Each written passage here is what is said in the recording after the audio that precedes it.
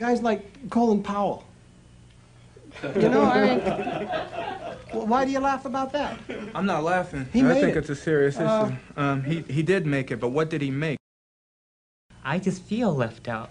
When I stand in line in a counter to be served, to buy something, and the white person who comes after me gets served first, is not done on purpose. It's because the person doesn't see me. I'm invisible to that white person, to the clerk. People that talk about themselves as human beings, as if it means the same thing.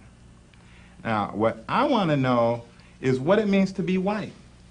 Not what it means to be a human being, because we already know that you're a human being, and we can already relate to the universal human experience. What is the white experience? When I look at you manifesting your white experience, I also see you're not naming it.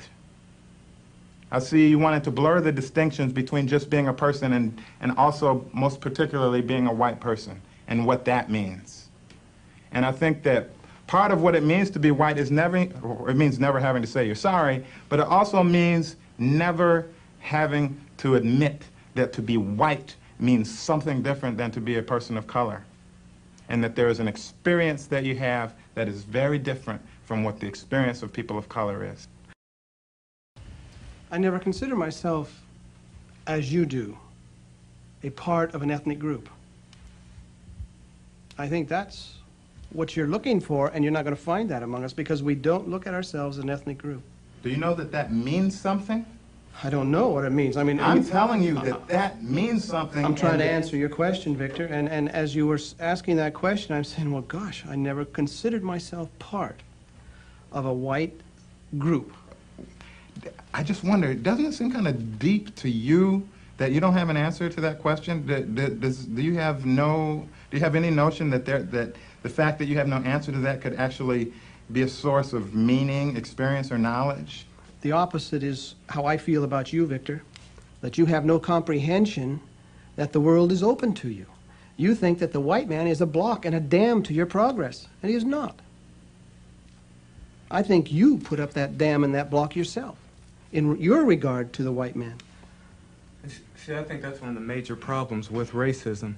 I think he did answer the question. Yeah. As a white man, he doesn't have to think about his position in life, his place in the world. The history books tell him, as they are written, that this world is his. Mm-hmm. He doesn't have to think about, where he goes, what he does. He doesn't have to think like a white person. The way the world has been set up, America in particular, white is human. White is a human being. Right. That's what a human being is. So he doesn't have to worry about how do I think like a white person. That does, I don't know, but I would assume that doesn't enter a white person's mind because they don't have to deal with that from day one. They step into a world that is theirs.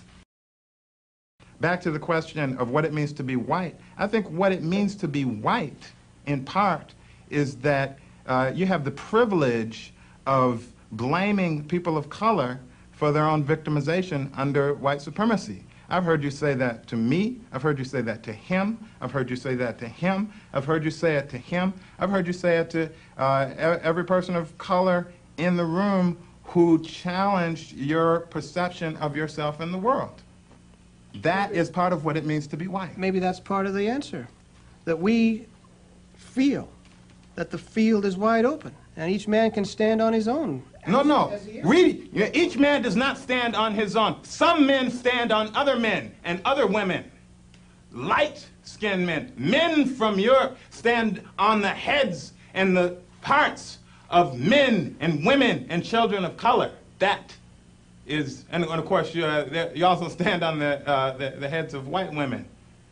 But no, it's not a question of every man standing on his own ground. All of the ground, damn near, of this planet has been taken from almost all of the people of color on this planet. You know, Australia was a black continent. Africa was a black continent. And if the people themselves were not taken from Africa, then everything of value was taken from Africa, to the extent that that was possible. North America was a red continent. South America was a red continent. You are not standing on your own ground. You're standing on red ground. And that's what it means to be white. To say that you're standing on your own ground and standing on somebody else's.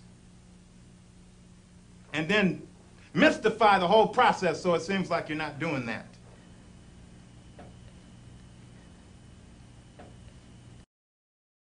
Anything's getting through. Working up my courage to ask you something, a request. And also there's a question with it. The request is for you to not give up on David, to go after him. I'm not able to get through, and many in the room are not able to get through. And we've given statistics, and we've given personal stories, and we've given histories, and we've we've yelled, we screamed, we've cried. You know, it's not getting through. I'm sure you've met other white people that you just have said, bye, forget it, I don't need to deal with you, you know, that kind of thing. I don't have the privilege of not dealing with the Davids in the world. So I'm asking you to do that. I'm actually boldly expecting you to do that. If I were standing in front of a whole room full of white people, I would tell them much of what I've told some of the men in this group this weekend, the white men in this group. I would tell them that it's their responsibility to go educate their white brothers and sisters. I would tell them that it's my expectation. I expect them to eliminate racism. I expect them to go out and intervene whenever they see racism going on. And I expect them to be as outraged about racism as I am outraged about racism, as black people are outraged, as Asians are outraged, as Indians are outraged. I expect that of them, and that's what I would tell them. I would tell them what I expect. I'll tell them what I'd tell them what I never want to hear from them again. I never want to hear stuff about my experience is not valid, or why can't I just pull myself up by my bootstraps. Those are things that I would tell them about. And I'd tell them that they've got to end it. They've got to end it.